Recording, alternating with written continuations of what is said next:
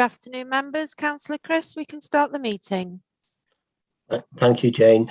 Prynhawn da pawb, croeso.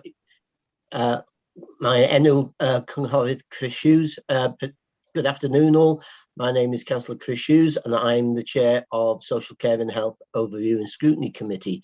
Can I welcome everyone to today's meeting where we are all attending remotely. In addition to committee members, we also have non-committee members, cabinet members and officers joining us to assist with our discussions. For those viewing the live stream recording, committee members are identified with an asterisk next to their name. The meeting will be recorded and live streamed and will be available for viewing after the meeting. Should the live stream fail, the meeting will continue and a recording will be available through the council's website following the conclusion of the meeting. Can I remind members that translation facilities are available and to choose your language of choice. If you wish to speak, please use the raise hand function. You can also use the chat facility. All microphones will be muted. If you have indicated your intention to speak, you will be invited to turn on your microphone. If you leave your device for any reason, can you please ensure that you are muted and that you turn your video off. And moving on to the agenda. Item 1 is apologies for absence. Councillors Wyn Ellis-Jones, James Lustard and Elizabeth Roberts. Thank you. Are there any others? No. Move on to item 2, declarations of interest. Members are reminded that they must declare the nature of their declared personal interest. No. Okay, we move on to item 3 then, urgent matters. There are no urgent matters, Chair. Thank you, Jane. And item 4, minutes to approve and sign as a correct record, minutes of the previous meeting held on the 6th of October 2021, which can be found on pages 3 to 12. Does somebody move that they're a correct record, please? I'll move them, Chair. Thank you, David, and Mary seconded them. Can you all show in favour that you to approve the minutes? Thank you, everyone. Right, next item is item 5, to review the forward work programme for Social Care and Health Overview and Scrutiny Committee. Dawn Hughes has given her apologies today. She's still not well, and I'm sure we'd all like to send her our thoughts and for a speedy recovery. There are currently no changes to the report, unless anyone has any questions or any issues they wish to raise, and we will either try and respond to them here or get an answer to you if we don't have one available. No questions. Can somebody then move that we note the forward work programme? Thanks, Andrew and Dave Rees. And can you all show in support? Thank you. Right, move on to the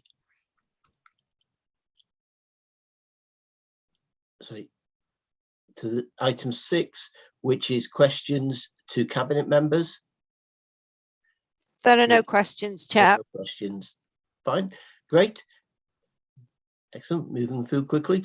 Right, item 7 then is to receive a verbal update from the Cabinet Member for Children's, Families and Safeguarding, Councillor Cheryl Carlisle. Cheryl, the floor is yours. Thank you very much indeed, Councillor Chris. First of all, I will apologise for the croaky voice and everything. Currently have the flu, at least I hope it's just the flu, fingers crossed. So any coughing and spluttering, please excuse me. Well, I'd like to thank you very much indeed for inviting me here today. For those people watching in, I'm Cheryl Carlisle, Cabinet Member, formerly for Children, Families and Safeguarding, now for Social Care and Safeguarding. I've got officers, some of our officers are here today to answer any specific questions about anything, but I'm sure you will all understand, given the unprecedented workloads we're currently dealing with, that not all the officers that would normally be here are able to attend, but I'm really grateful to the ones that are here.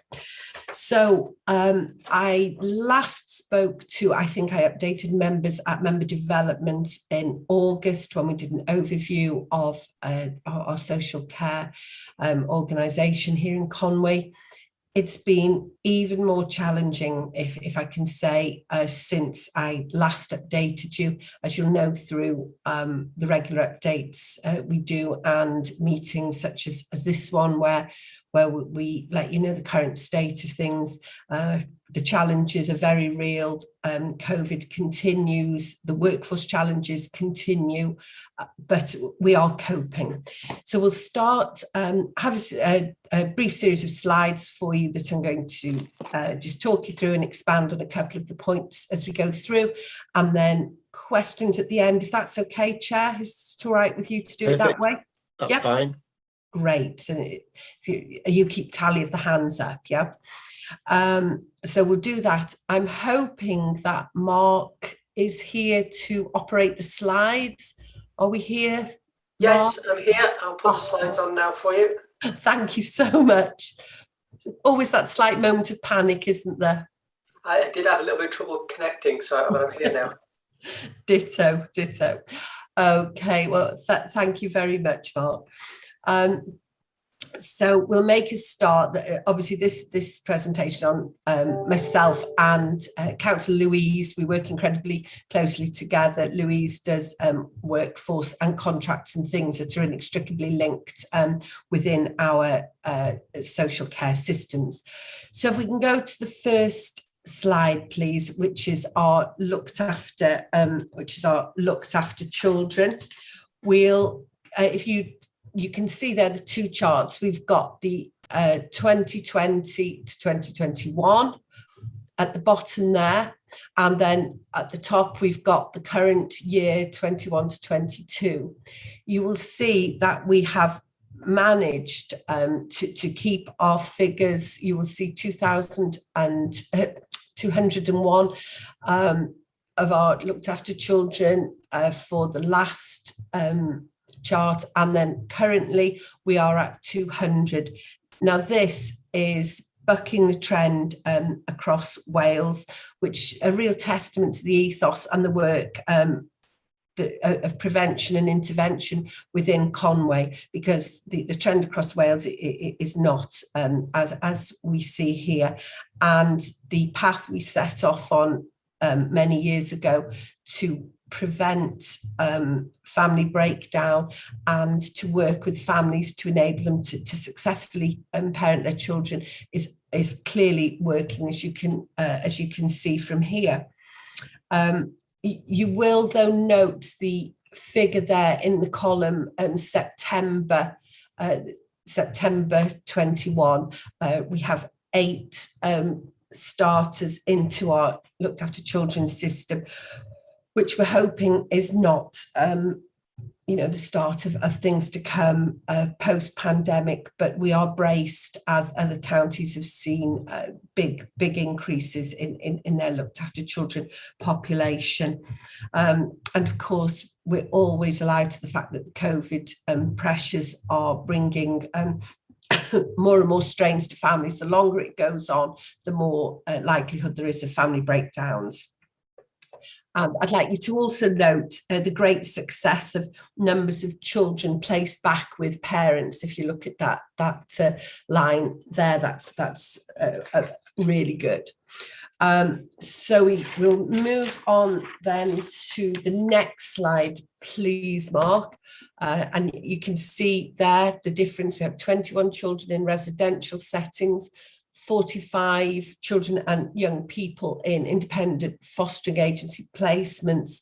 Now that is ideally we would like all our children that we have to accommodate to be in excuse me, in our local authority foster carers for many reasons. That we feel our foster carers are the most highly trained, wonderful relationships with them, and they provide care that's second to none. The independent fostering agencies, we have much higher costs, and though we work very well with them, the unbreakable bonds that we have with our Conway ones obviously isn't there. We're carrying on with, we're constantly recruiting all the time. We hold events, people come in and talk to us. We advertise with social media to attract new foster carers, and that's ongoing. We have 55 in-house general foster carer households caring for 83 of our children, 29 connected persons households caring for 42 children, 6 regulation 26 connected person foster carer households with 7 children, and 40 special guardian order households caring for 55 children. And I know possibly I think we've got Steph here that could talk if you want to know the sort of legal definitions in there.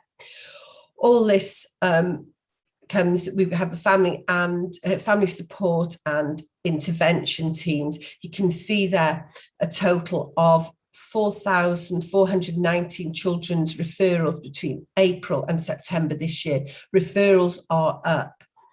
And when you look at, you then below that, you look at the Child Protection Register, and you'll see that those figures are going down.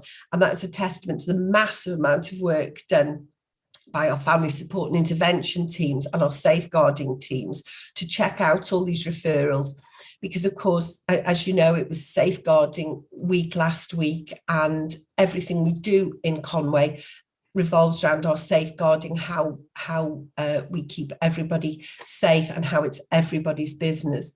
And it's good that so many referrals come in, because it means people care, people are asking questions, really important. But again, as I said, the number of children on the Child Protection Register shows that our support and intervention strategies are working. Excuse me. If we could go on to the next slide, please. Thank you very much, Mark. Go on to our key achievements. Well, we've got the launch of Foster Wales. That's bringing together 22 not-for-profit local authority fostering teams across Wales.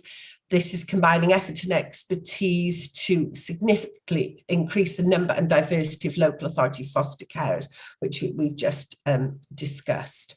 So despite over a third of Welsh adults claiming they've considered becoming a foster carer, there is still a need to recruit an estimated 550 new foster carers and families across Wales every year to keep up with demand. So that's a massive ask for us, you know, within Conway, our proportion of that. And as I said, we've run regular events to attract more foster carers, and we're also currently looking closely at fees and benefits for our in-house foster carers to make this a more attractive package for them, because without our foster carers, we would not be able to cope. You'll see there that the Deputy Minister for Social Services, Julie Morgan, you can see the quote from her, and the Minister and the First Minister also made a target in their manifesto, reduction expectation for looked after children, that they expect us to reduce the amount of children we take into care. Unfortunately, that is an extremely complex and multi-agency way of, we have to deliver a multi-agency support to each family, and that's a very sort of simplistic way of looking after at it. However, we in Conway have worked absolute wonders with this. I meet regularly with my colleagues across Wales, and a lot of them are not managing to meet these expectations. No one wants to take children into care, no one, but we always in Conway, when it is safe for the children's safety, that is what we do. But we continue to work with the Welsh Government and also advise them and share good practice. We share in my monthly meeting with fellow cabinet members, we share good practice, and Conway, they're always very receptive to the work we're doing in Conway. So yeah, and just touching on that, I say have regular meeting with the WLGA and the ministers to talk through these sort of issues and shaping policy, of course, because the ministers talk to us about what it's actually like on the ground, and myself and heads of service, we have very, very regular weekly meetings and talk through everything like this. So we are trying to shape Welsh Government policy with how we work here in Conway.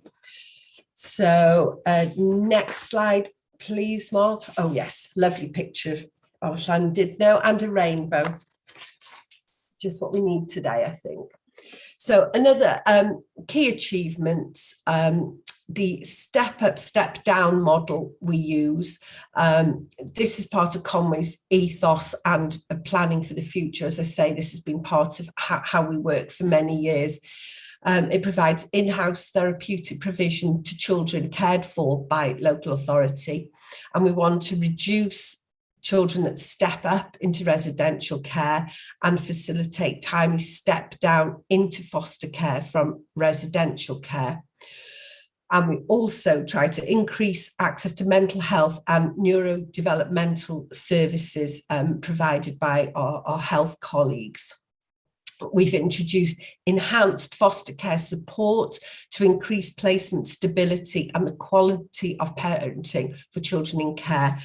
We have some extremely challenging people, children that come into our foster care placements, and they work tirelessly to provide the very, very best care possible and to find therapeutic ways of easing these young children into new households and new homes, which is always very, very challenging. We aim to maintain children and young people in their current homes or with local authority foster carers in their local area. We also, one of our huge successes is the When I'm Ready scheme, that young people are able to stay with their foster families post-18, hence the When I'm Ready. We've got funding used to deliver specialist therapeutic training for both social workers and foster carers, delivered by the principal clinical psychologist. And this model provides access to funding for sessional support work, which also supports the children and their families. In terms of the CAMS provision by our health boards and those colleagues in health, those services are being redesigned and are getting extra funding, but the unmet need in this area is huge.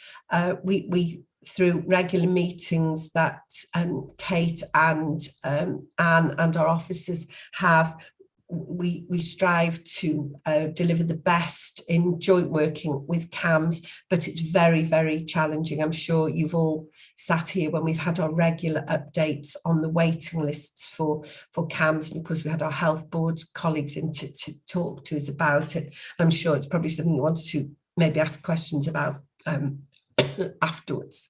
Thank you. We'll go to the next slide, please. The next key achievements. We've got our Youth Justice Service for Conway and Denbighshire under the exceptional leadership of Matt Morgan. You can see there the figures of referral orders. We've got 38 young people engaged in the last 6 months, 4 have reoffended.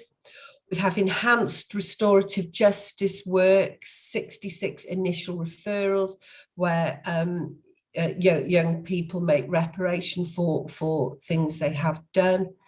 We've supported 78 people who've been harmed And then 44 of the young people who are perpetrators were supported to engage in specific interventions guided by the victim's views to develop an understanding of the impacts on their behaviour.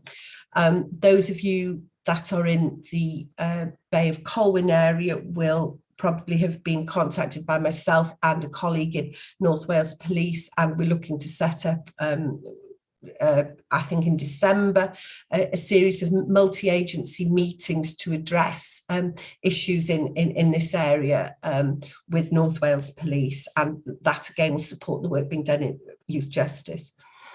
The good news, no young people that engaged within the project were made subject to custodial sentence, and there's been a football group set up in Colwyn Bay to reduce antisocial behaviour. You'll see there the table of yellow cards, community resolutions, conditional cautions, all the varying figures there. Now, this service, we've got a joint HMIP and ESTIN national thematic inspection in November 21. Our officers, both youth justice and education, are currently meeting and preparing for this inspection with the inspectors. It's come at a very challenging time, but inspections have to go on, and we're confident in the quality of education support we provide. This inspection is going to review 17 young people from the out of court diversionary cases and 19 young people post-court statutory cases. So they'll be taking a sample in this inspection. They'll be taking a sample of all these cases and looking at them in depth, and they've already been provided with this paperwork, and the report will be with us next year. So if we could move on to the next slide, please, while my voice still holds out, excuse me. So more of our key achievements. This is one which we're exceptionally proud of. The multi-agency safeguarding hub, the MASH. This is a collaboration with North Wales Police. We're on a 12-month pilot, and you'll see it's improving the timeliness of the screening of reports. The development of MASH has streamlined the referral pathway and response to safeguarding adults at risk. Now, on Monday, the MASH will go live for our children safeguarding reports. We trialled it first with adults to see how it worked, and it's been a fantastic success. It really has. So it will go live with children safeguarding as from Monday, and I'm sure you will be interested in that reporting back to you at some point. Moving forward, like to increase our face-to-face co-location in the office, specifically having the police and local authority staff working together to allow more frequent information sharing. This is all being done under the leadership of Samantha Owens, our manager, who's doing a fantastic job. This is a really innovative pilot, and very, very proud of it here, this joint working with North Wales Police. It's a major step forward, so thank you. And then we move to the next one, current challenges, please. Well, I'm sure you all know what those are. It's our accommodation for children and young people, the shortage of foster carers, plus a deficit in accommodation places available, increased use of independent fostering agencies who unfortunately can be selective of the placements they take, and also so twofold, they're selective who they take and the very high costs of providing these placements. Some children who would usually be considered for fostering are being placed in residential care because of shortage of places. This is driving up our costs significantly, and more importantly, the outcomes for children are not as good as we would want. And that is a very real current challenge, and that is all across Wales. Everybody is currently dealing with that. And you'll look there, you'll see the average residential placement costs, and you will see how they've gone up 3,500 per week in 2017, and we're now in the year 21-22. Some are commanding between £6,000 and £7,000 per week. I was in a meeting with my colleagues across Wales last week, cabinet members, and one of them was talking about there was a £9,000 to £10,000 placement within I think it was the Bristol area. They'd been asked, one of our colleagues, though, when you look at those awful costs of those placements, and obviously the worst cost is the human cost of it, because the child's not in their own community, so it's desperate that we have more accommodation and foster carers. And then we move on to the next slide, please. The current challenges. You'll see the long-term impact of COVID on teenagers, increased number of emotionally challenged teenagers, huge rise in mental health issues. CAMS are now doing in-reach into schools in Conway. Our staff are supporting many children and young people with mental health issues. A rise in self-harming. There's an escalation in challenging behaviour. We're having more children becoming frequent absconders, particularly vulnerable to child criminal and sexual exploitation. And also, of course, the impact of social media. A lot more people are spending time on social media instead of being out as pre-pandemic.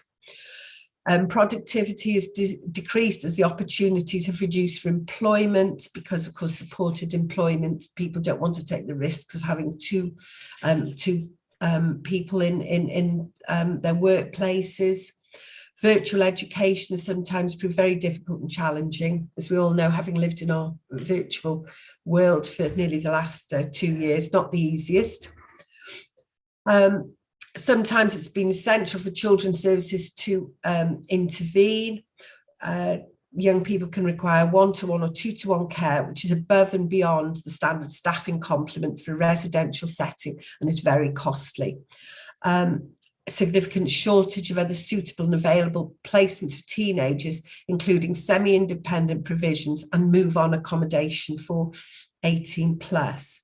There's currently 34 16 to 18-year-olds being cared for by the local authority. And of course, all the above has a really detrimental effect on our children. And yet the next slide, I'm sure you'll appreciate there's more current challenges than there are other things at the moment. So we have a shortage of social workers. You will be aware all areas of care are experiencing challenges in this area. Workforce, it's becoming better paid to go and work in a supermarket or drive a lorry in areas of care. And of course, our shortage of social workers, particularly those with 3+ years experience.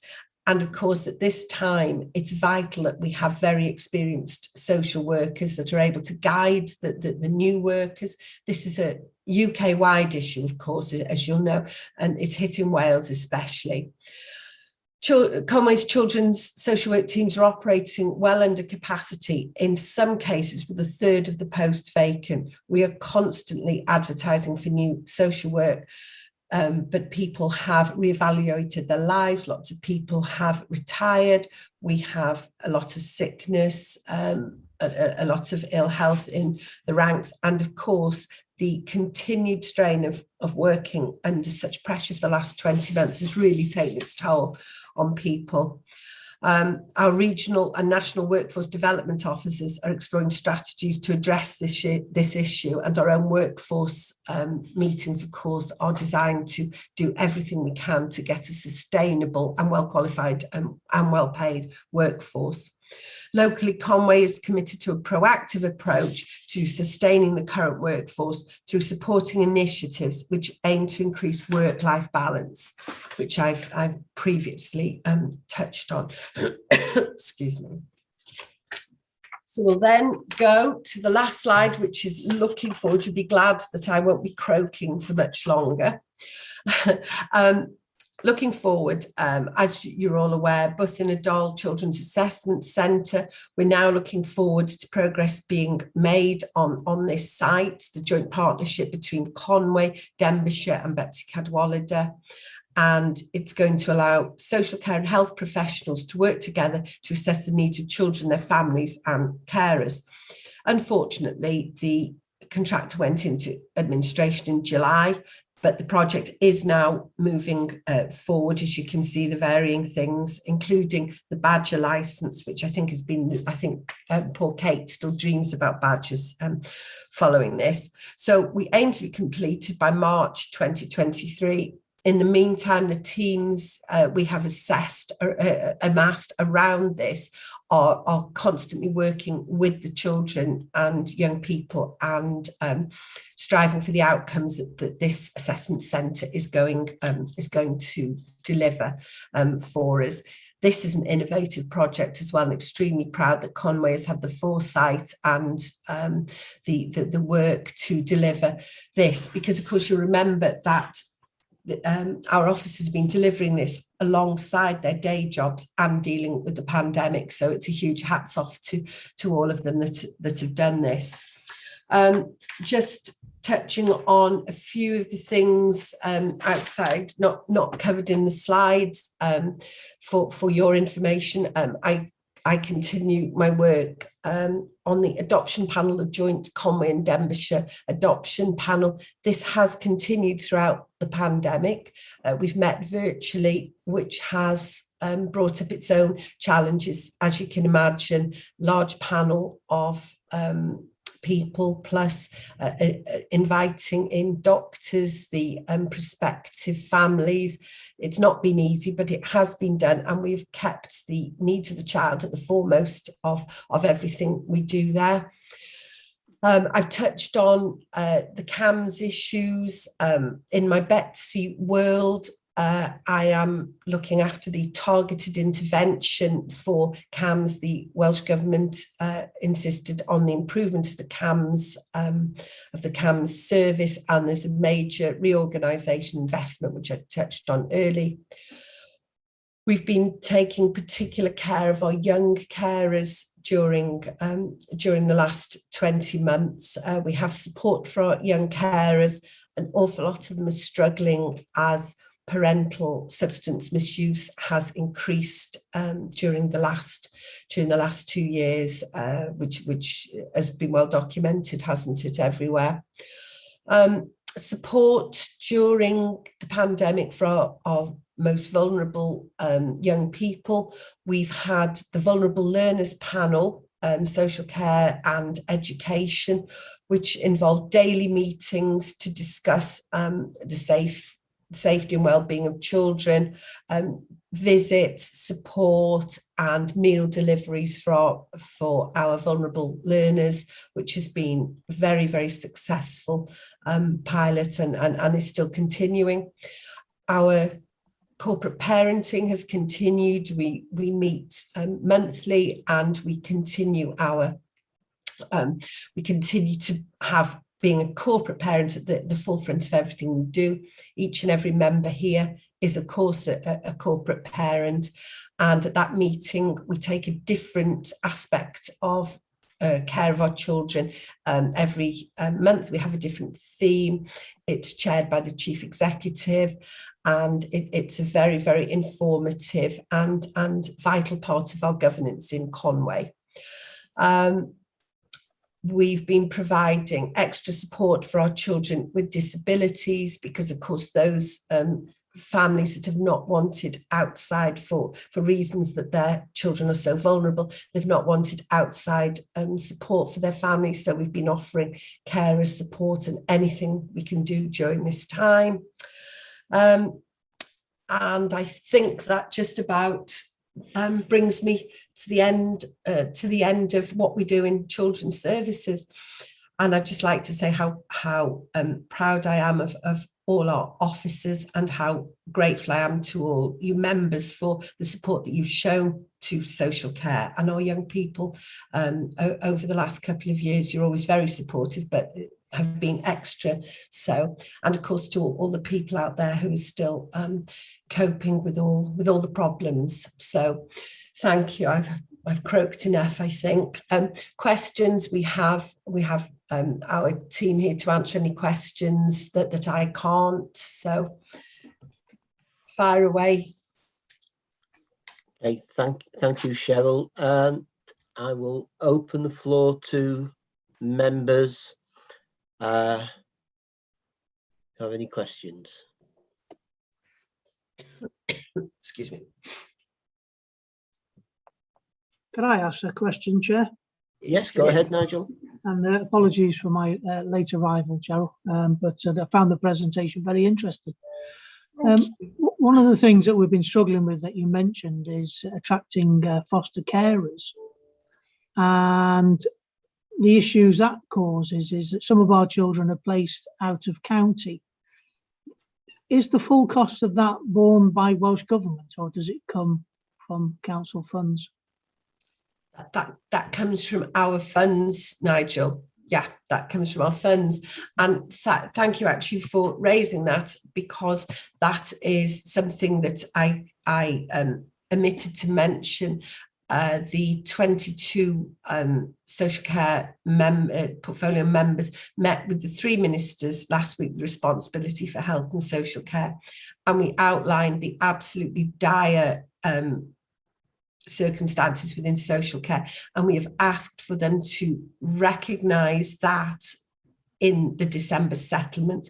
We have said that our provision, as I said, to some placements costing £9,000 and £10,000 a week for our more complex children, and it is wrong that we have to send them out of our county, away from their family and friends. And if we could make our packages more attractive, and we also need the sustainable services that arise in our settlements.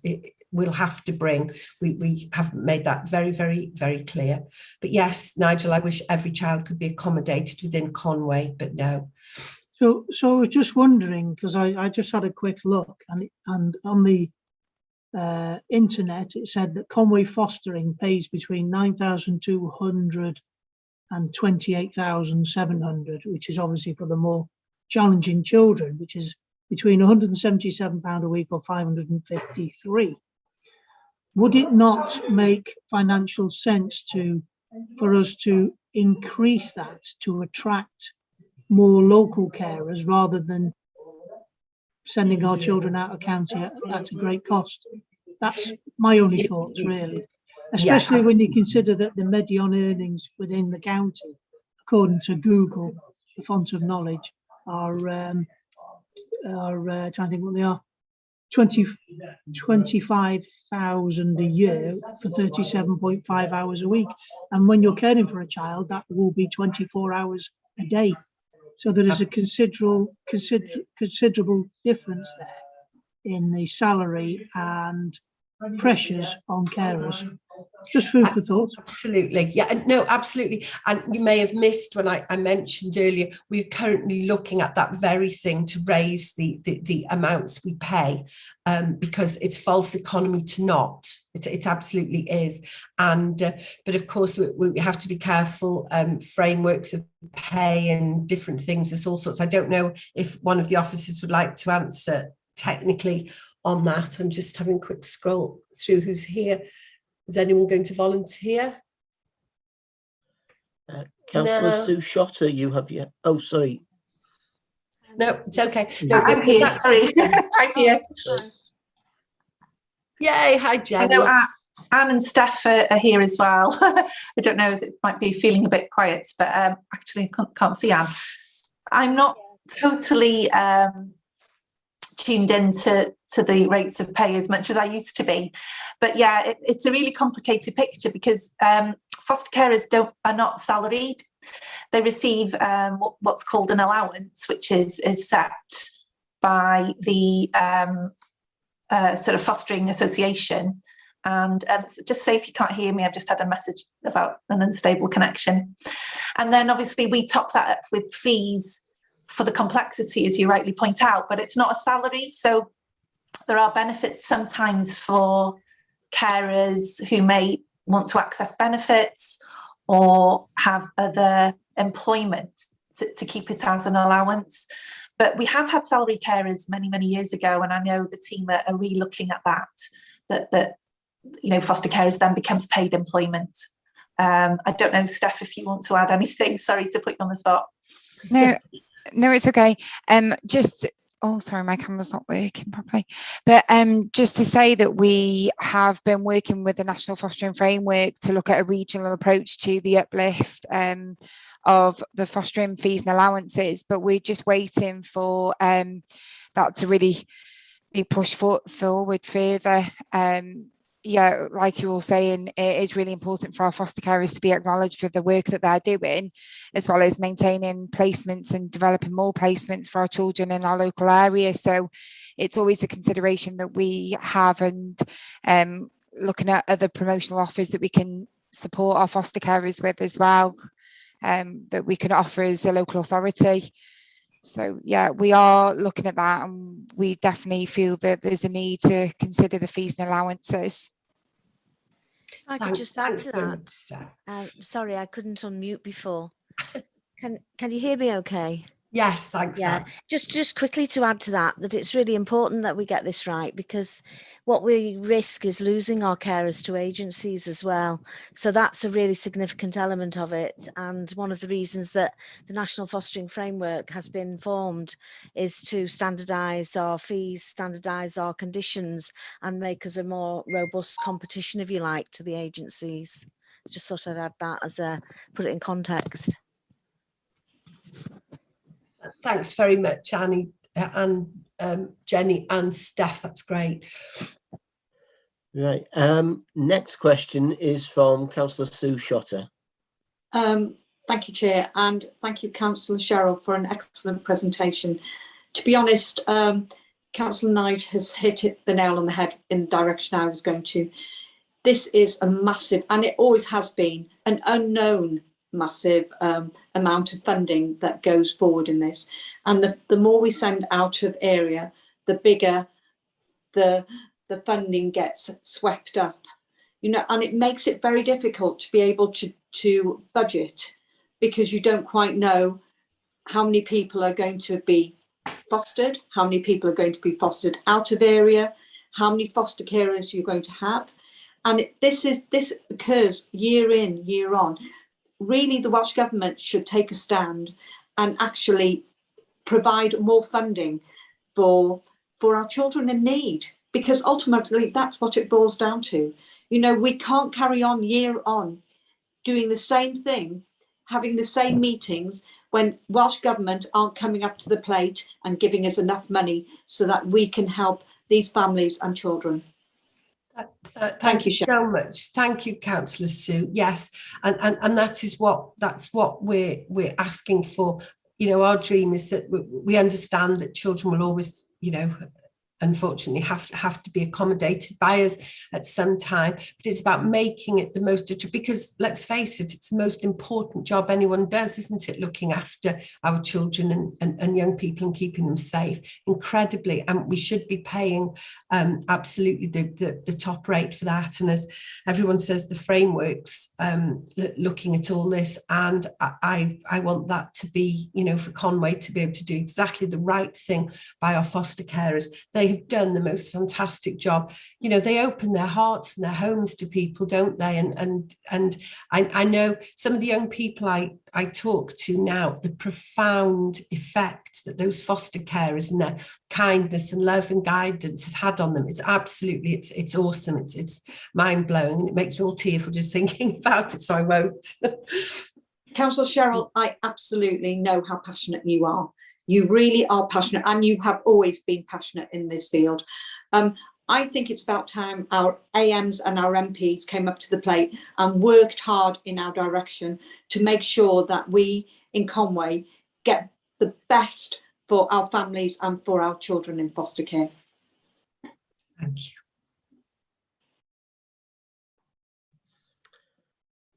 Are there any other questions? I don't see any further hands up.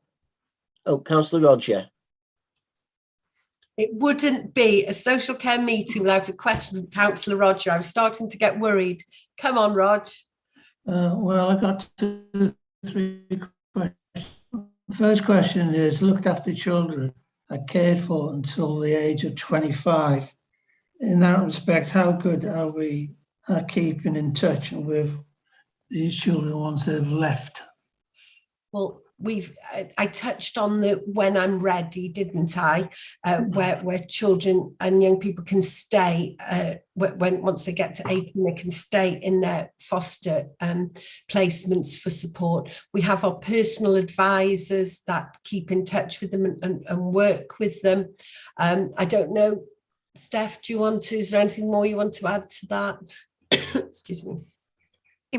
Just to stress, really, the PAs are involved with the young people from the age of 16, and they build on that relationship going through from 18 to 25. If there's a need there post 25, that's obviously assessed at the time, and consideration could be for other services that they could access. So there's always that support through the other teams that are available, particularly like the vulnerable people's team. Okay. Thanks, Steph. Thank you. My So what Roger, proportion can of you turn your video off, please? Could you? Yeah. Yeah, my other question is, what proportion of children are in good, stable placements? The national average is 2 years, but I'm surmising it's more than 2 years in Conway, to give them credit.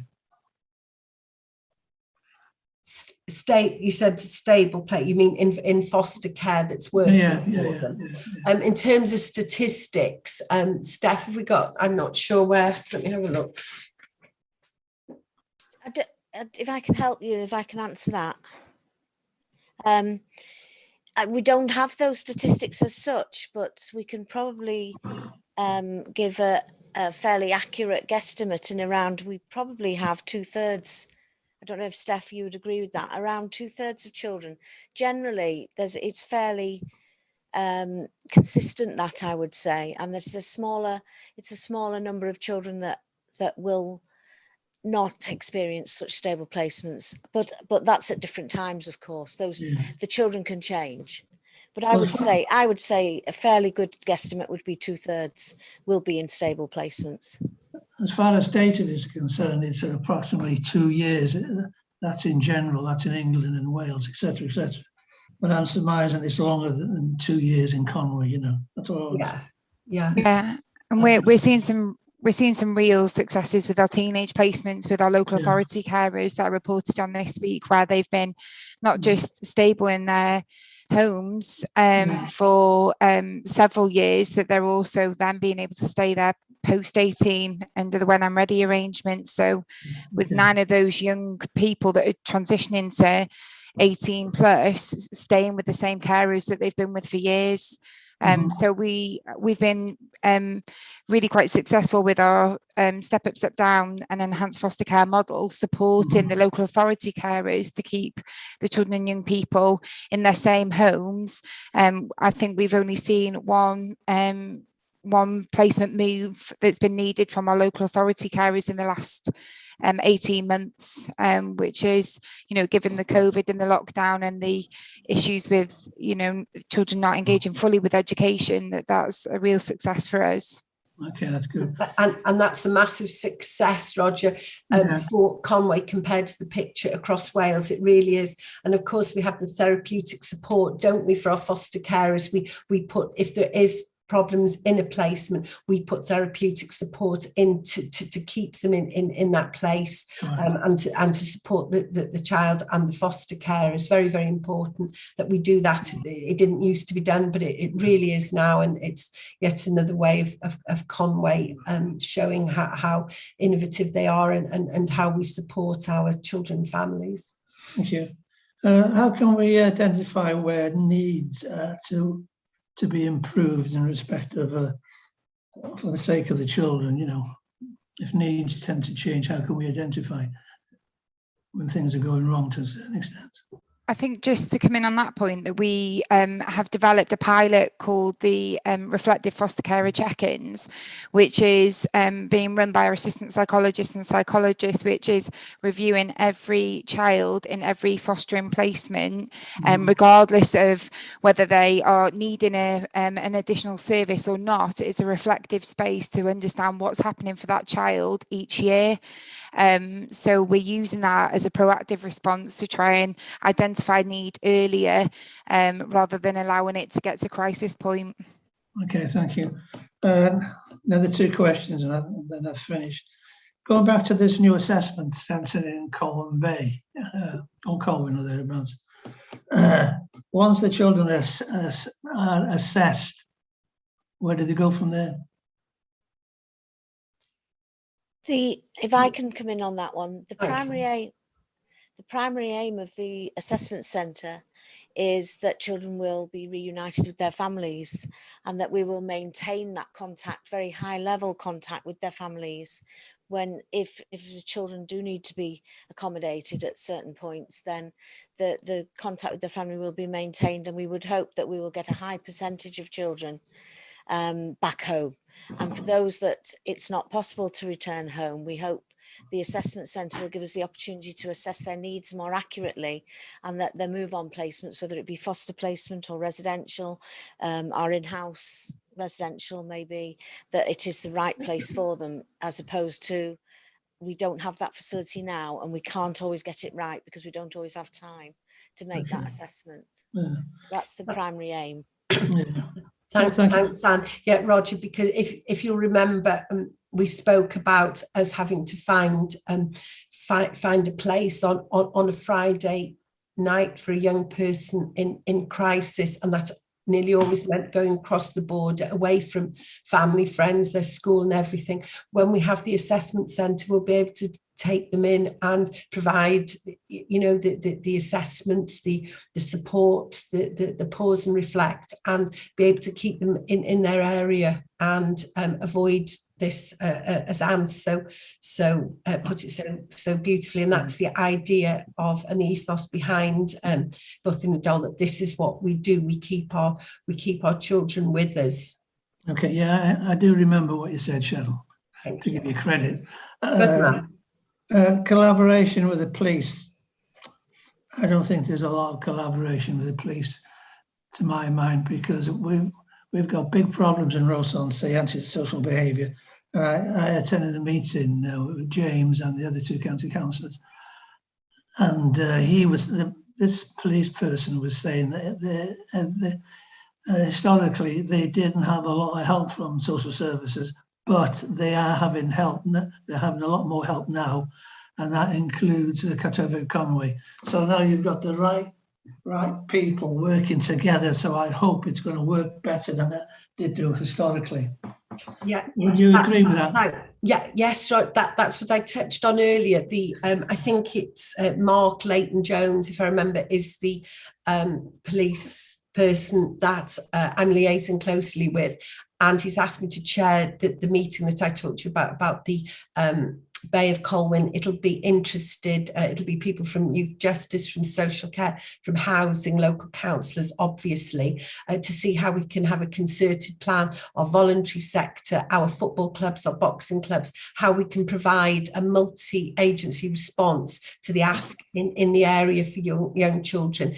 And I know very well indeed that it's vital to intervene early and stop criminality escalating, be it low level, whatever, because it gets very serious very quickly. And anything we can do as a councillors, as a multi-agency group, then we must do. And I'm absolutely committed to that. And I know Matt Morgan is. We have many long conversations about this. And yes, there is a particular problem in our area at the moment, but I assure you we're doing our very, very best together to sort this.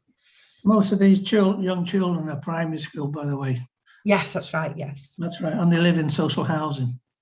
Well, I've been told that by the police. You know, so where is Chatterford Conway, considering they are the landlords? They will be that. they will be at the table with the rest, like North Wales Housing, like our other housing providers, and we obviously can't generalise about where these children and young people come from. That's not for us to do. It's to deal with. No, I was told that, Cheryl. I was told that by the police. Yes, possibly in a particular area, yes, but it is. Roads, yeah. But it is widespread across this coastal strip, and as I say, it's a multifaceted problem. But we are looking to tackle this. It has become worse during lockdown, of course, and substance misuse and different things. But youth justice have a real handle on it. Our youth services, of course, don't forget them, are out and about. They've been very proactive. They've been meeting up with the groups of young people, have been finding out where the hotspots are. They've been going out to meet with these young people. They've been doing some fantastic work during lockdown. They really have. Yeah, I appreciate that. And of course, you know as much as I, well, as I know, you know, and everybody else knows to a certain extent. What is the source of the problem? The source of the problem is bad parenting. So how can you address that, Cheryl? Well, we spoke about that earlier, didn't we? About the support we offer to families, often that they need the support and the guidance and the parenting models. Maybe they've not had good parenting themselves, and we go into the families and we support them and we help. Our family centres are going to be key in this, absolutely key. And it's a multi-agency approach. We support young mums and babies, post-birth mental health. We try and do everything we can. As I say, the family centres are going to really play a pivotal role in this and help parents, because no one sets out to be a bad parent. No, well, okay. And to conclude, if I may, you spoke about corporate parenting. Yeah. I don't even know what it means. I really don't. I mean, you just mentioned some time ago that county councillors are expected to know and to get involved to a certain extent, but we don't really have any proper sessions, do we? We've had many training sessions. I've never had a training. I've never had training. You would have had induction when you were a new councillor.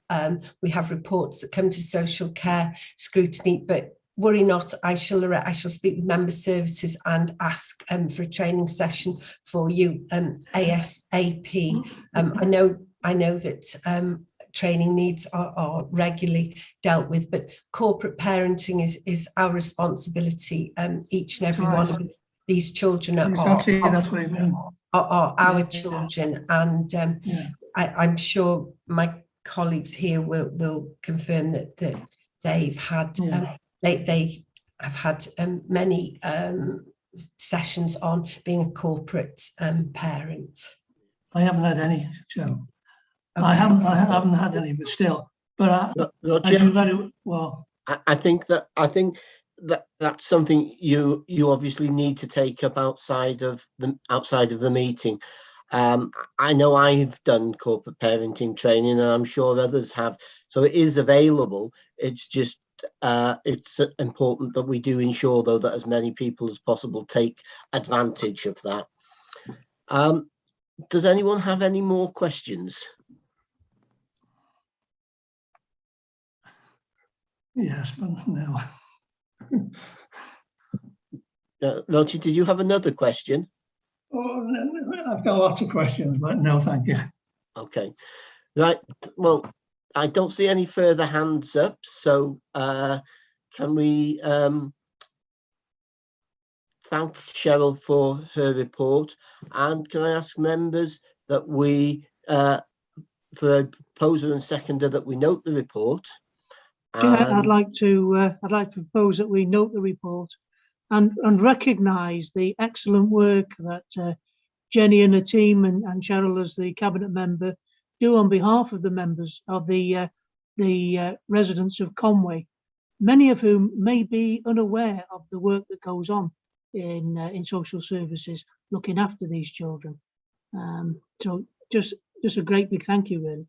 Chair, I'll second that. Thank you. Are there any other recommendations?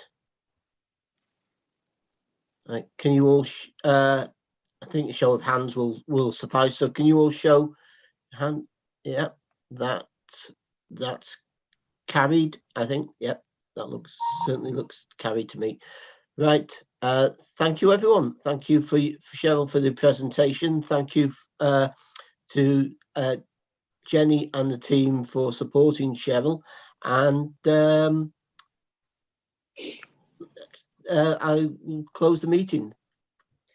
Thank you very much, Councillor Chris, for giving me the opportunity to come and talk to everybody about what we do, because it's often very quietly going on in the background, isn't it? So thank you very much to all concerned and to all our officers who have come and supported today. Thank you. Thank you, everyone. Take care. Thank you. Bye. Thanks. Bye. Thanks all.